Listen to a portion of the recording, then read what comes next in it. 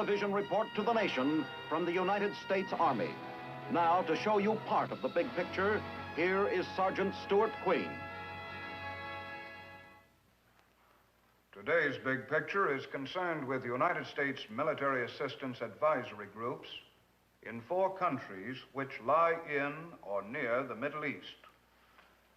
Not the least of the mysteries surrounding the exotic Middle East is the fact that nobody's sure exactly where it is.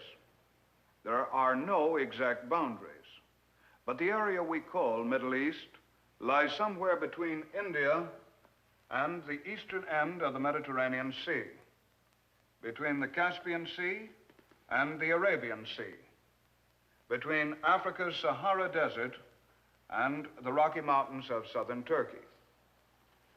On the African periphery of the Middle East, across the Red Sea from Saudi Arabia, is the ancient land of Ethiopia. Capital city of Ethiopia is the sprawling city of Addis Ababa. Here in this city, on the eve of World War II, the Italian governor of fascist Italy caused the massacre of 30,000 Ethiopian patriots in a vain attempt to end their resistance to foreign conquest. But this ancient African empire, the oldest independent native state in Africa, was never to abandon her tradition of fierce independence. Today she stands free as before, and over a land from which her invaders have long since departed in final defeat, the flag of Ethiopia still proudly flies.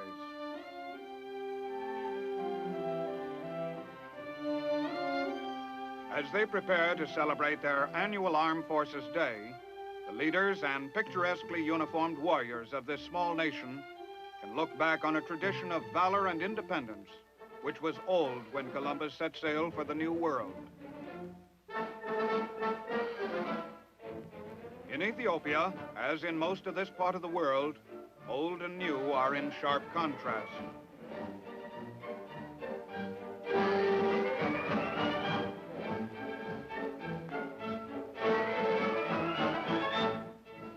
As the emperor of the Ethiopians passes beneath the triumphal arch en route to Haile Selassie Stadium, his ornate ceremonial coach and the leopard skins of his honor guard are in vivid contrast to the mechanized equipment and planes of an increasingly modern Ethiopian armed force.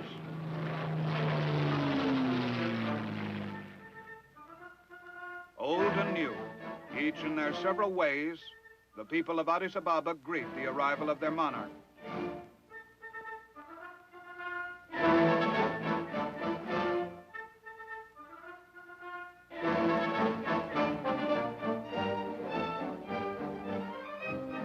The national colors are dipped in salute as the emperor takes his place in the reviewing stand.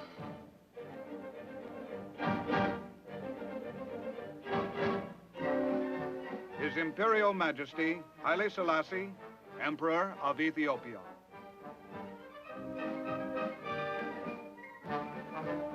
The slow march, a drill field exercise which looks much simpler than it is, requiring great precision and marching skill. Mules play an important part in the defense of a mountainous, forested country such as this. Here they pass in review, drawing modern light artillery, furnished under the Mutual Defense Assistance Program.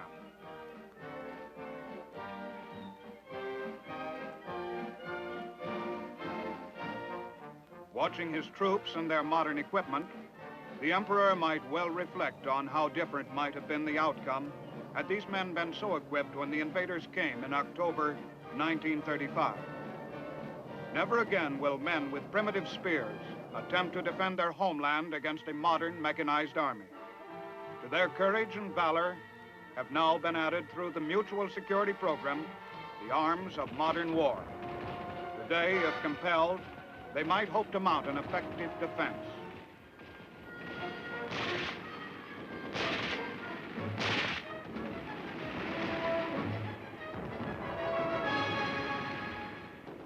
The Minister of Defense looks on while the Imperial Bodyguard demonstrates some crack cavalry exercises. Horse cavalry is rapidly vanishing from Western armies. Here in Africa, it still has its uses. develops highly skilled horsemen. Incorporated in this year's Armed Forces Day is the first annual Sports Day, giving Ethiopian athletes a chance to demonstrate their prowess before the royal family.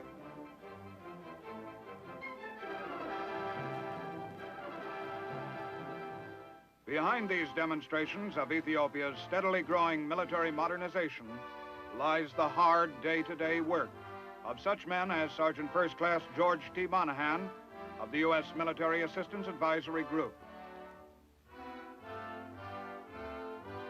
The Military Assistance Advisory Group in each country receiving military aid works out the program for items to be supplied to that country.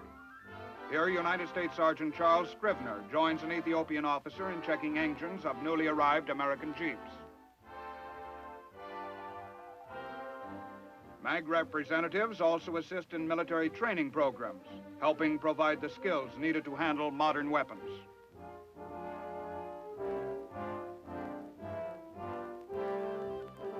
An artillery class of the Ethiopian Field Artillery is assisted by a MAG soldier instructor. Artillery is perhaps the greatest departure from the traditional weapons of these native warriors. A rifle is, in a sense, only a more efficient bow and arrow. The artillery gunner, however, must learn techniques which enable him to fire on targets he never actually sees. The natural aptitudes of the born warrior are of little use here. The artilleryman must learn scientific skills without which the best weapon made will never strike its target. The bazooka, technically speaking, a 3.5 rocket launcher, is another modern weapon of war, which had yet to be invented when the troops of Imperial Ethiopia were last compelled to defend their homeland against invaders from beyond the sea. In the right hands, this simple device enables a two-man team to destroy armored vehicles, which were once thought to be impervious even to artillery fire.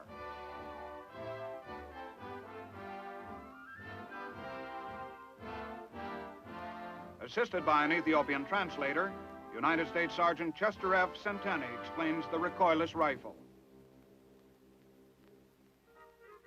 A somewhat different type of instruction is taking place in the American Community School of Addis Ababa.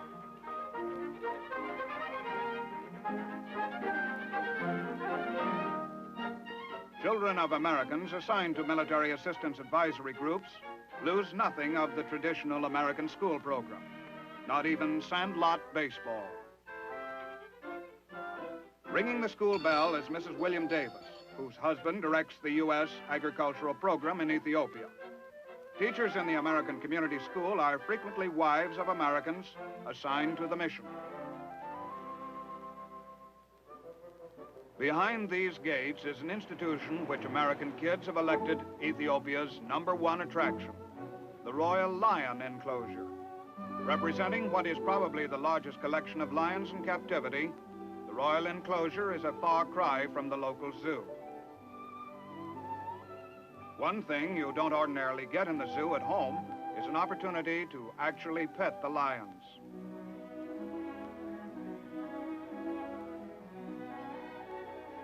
To the Ethiopian, the lion is a symbol of historic import, comparable to our own bald eagle, denoting strength and pride and greatness of heart. Their royal lion is a model to be followed as this once primitive people moves forward on the road to full membership in the community of modern nations.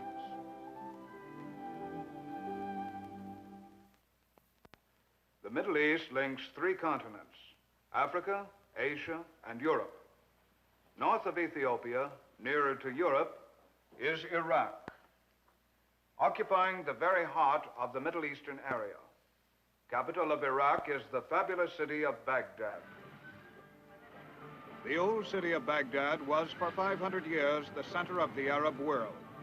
King Faisal I, who succumbed to an early death in 1933, has since been succeeded by Faisal II, who became monarch while still a small child. There is no question of the devotion in which this young ruler is held by his subjects.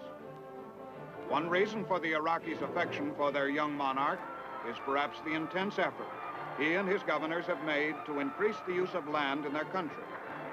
It is a paradox that in the teeming, congested lands of the Middle East, more than 1/2 of the potentially usable farmland has lain for centuries uncultivated. Irrigation projects such as this may provide living space for many millions of people.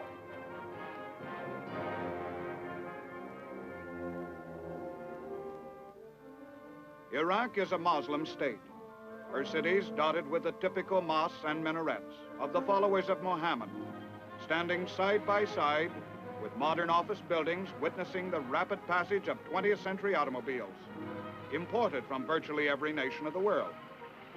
Somewhat less miraculous than Baghdad's legendary flying carpets, they are also more reliable and easier to find. One of the most advanced of Middle Eastern cities, Baghdad has recently acquired the nucleus of a television network. This is her first fully equipped station.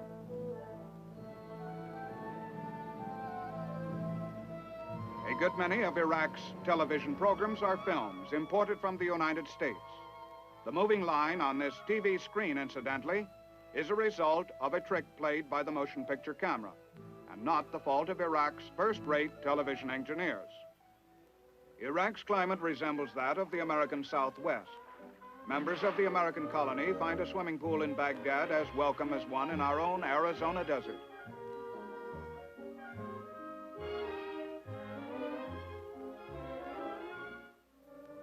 United States wives are quick to agree that to those who love to shop, there is nothing quite equal to Middle East bazaar. Selling in a bazaar is more than a science, more than an art. It is a way of life. The merchant at the bazaar is a psychologist who knows how to play on the complicated instrument of human hopes and desires, who makes the act of buying a source of unique diversion and pleasure.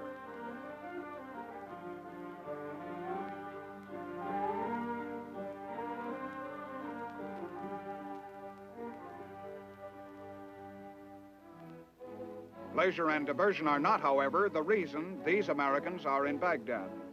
Attached to the United States Military Assistance Advisory Group for Iraq, their chief business is to make sure that the Iraqis become increasingly able to defend their way of life against any potential aggressor. The high-ranking officers arriving for an inspection of Iraq's MAG headquarters come as representatives of a government which knows how often wars have begun with attacks by the strong on the weak. A military assistance advisory group works closely with the U.S. diplomatic mission to each country.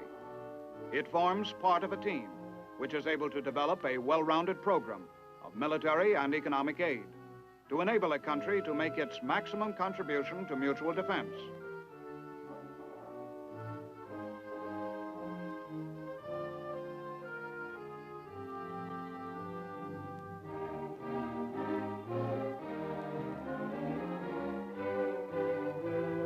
The docks of Iraq's port of Basra comes a steady flow of supplies and equipment ordered by MAG headquarters. In the land of the two rivers, the Tigris and the Euphrates, Basra has been for more than 10 centuries one of the strategic ports of the world. Today it carries military equipment to the troops and military academies of Iraq's army, where American specialists are on hand to instruct in their use. Major Robert Pyle, ordnance specialist on Iraq's MAG staff, puts a 40mm anti-aircraft gun crew through its drill, while the commandant of the Iraq Army School of Artillery looks on.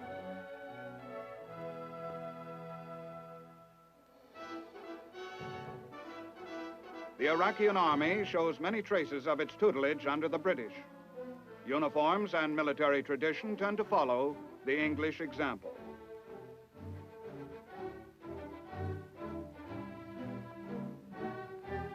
Between the two world wars, Iraq's British friends contributed much to maintain Iraq as a strong and independent nation in the turbulent Middle East.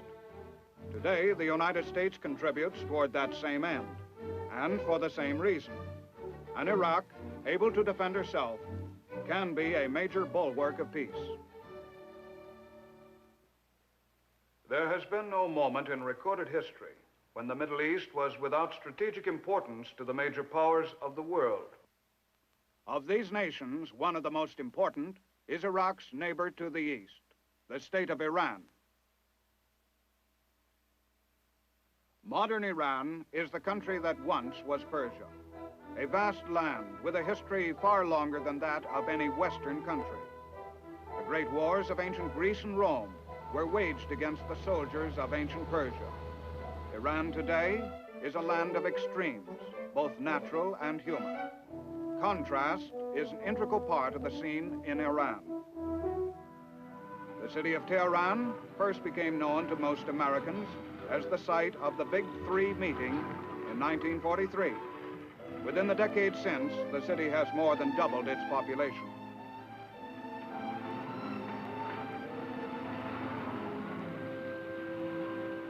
This metropolis, which houses today more than 1 million inhabitants, is in some ways modern, in others, very old.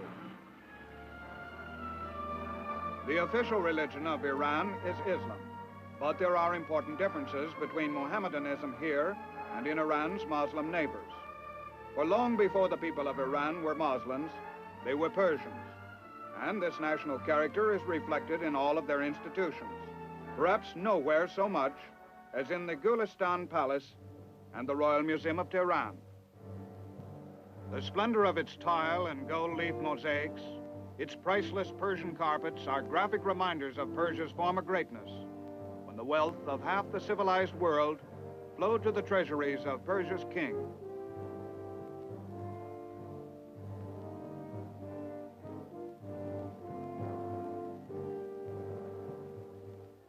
Of strategic importance undiminished, Iran is one of some 35 friendly nations to receive U.S. military aid since World War II.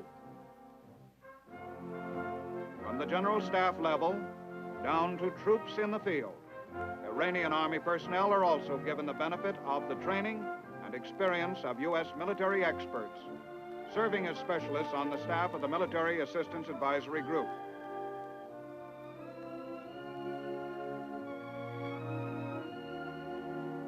This instruction is extremely varied, involving not only the tactical employment of heavy equipment, but the introduction of American pistols, carbines, and other small arms to high-ranking Iranian officers.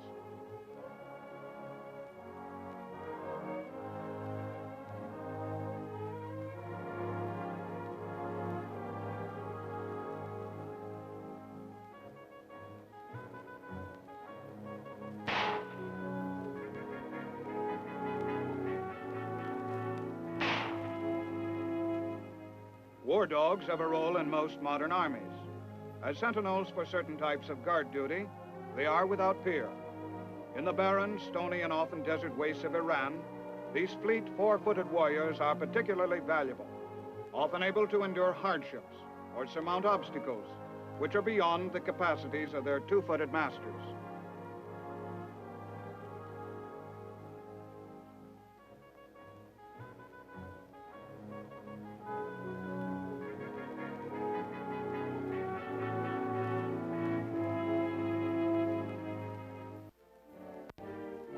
At the other extreme is this radio technician's course, where a civilian translator assists in briefing his countrymen on the use of an American tank radio.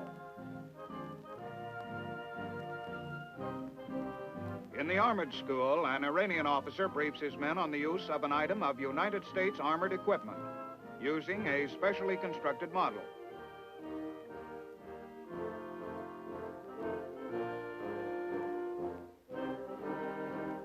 A session of dismounted drill. Here, the Iranians tend to follow the British example.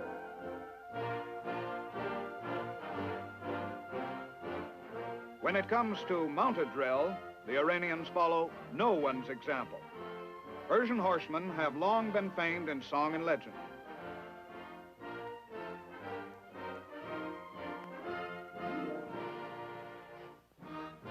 The Iranians are a sports-conscious people. Here, some of the country's top athletes pass in review before Shah Mohammad Reza, Iran's king.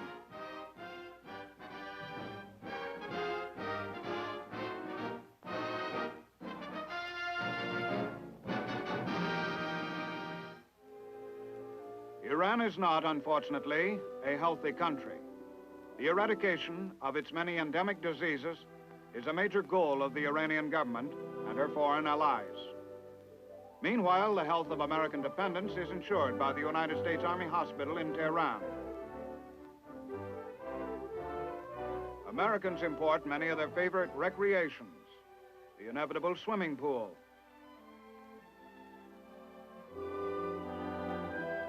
golf on the driest course in the world, and, of course, softball.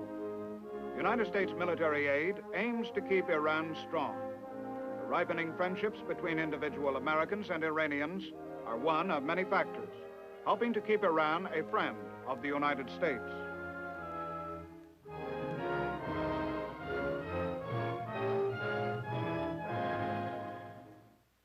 Moving east from Iran, we come to a nation that is at once very young and very old, Pakistan. Formerly a part of British India, is today a sovereign, growing country. Like its Indian neighbor, an important link between Europe to the west and Asia to the east. This young nation is one of the largest countries of the world. The portion of Pakistan which adjoins Iran is only a part of this new state. For many hundreds of miles to the east lies a second area that is also an integral part of the Pakistan Republic.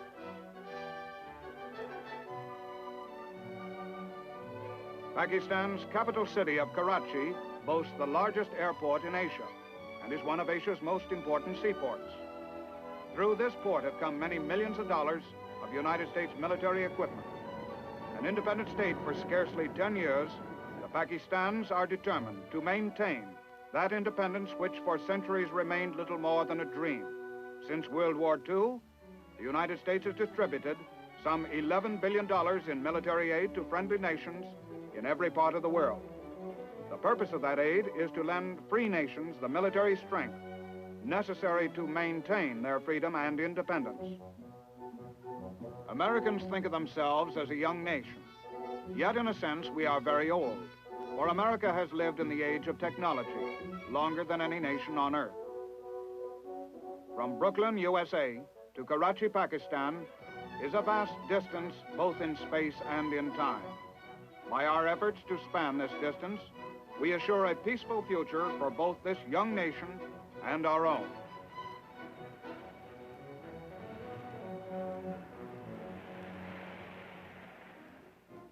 A military assistance advisory group is the basic field organization through which our Department of Defense administers its share of America's mutual security programs.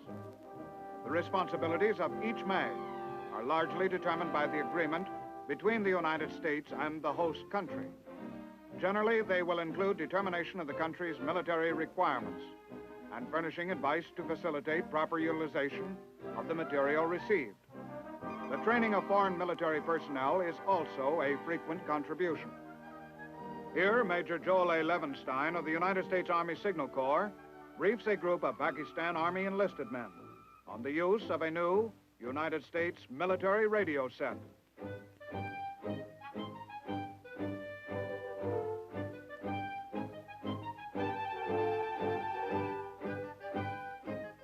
The first military assistance advisory groups, as we know them today, were organized in Greece and Turkey in 1949.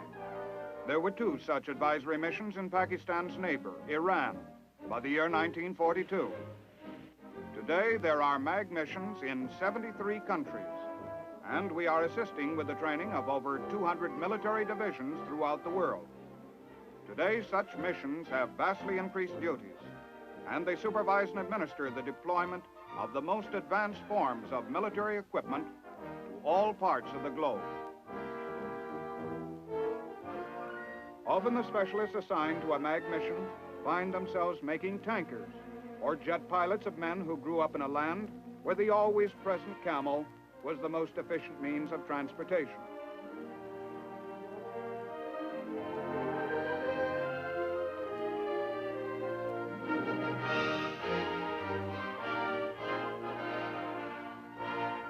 The Middle East is extremely poor in most natural resources, but those it has are vital. The oil reserves of this area are estimated to include 60% of the world's total, almost twice as much as the oil-rich United States. Its location is strategic. The Suez Canal, like the Panama Canal, is a waterway of great importance. A dispute over this canal has recently convulsed most of the civilized world. Remote as it may once have seemed, the Middle East is in reality the crossroads of the world, linking Europe, Asia, and Africa. Air routes depend on refueling bases here, as would our strategic aircraft in time of war.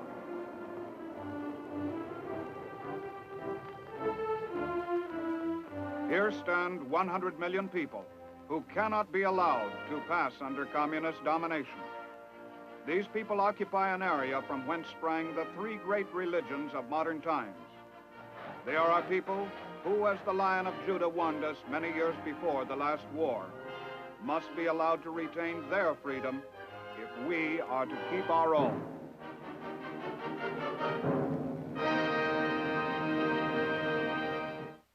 Strange, far off, and exotic as the Middle Eastern countries once seemed to us here in America, we have come to realize that their destiny and ours are tightly bound together. Ancient Greece, Rome, and the great powers of Europe all came to know that there could be no peace for them without peace in the Middle East.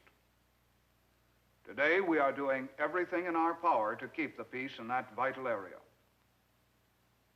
Now, this is Sergeant Stuart Queen, inviting you to be with us again next week for another look at your Army in action on The Big Picture.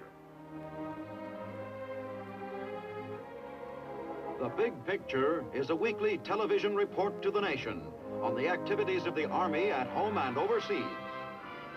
Produced by the Army Pictorial Center, presented by the United States Army in cooperation with this station.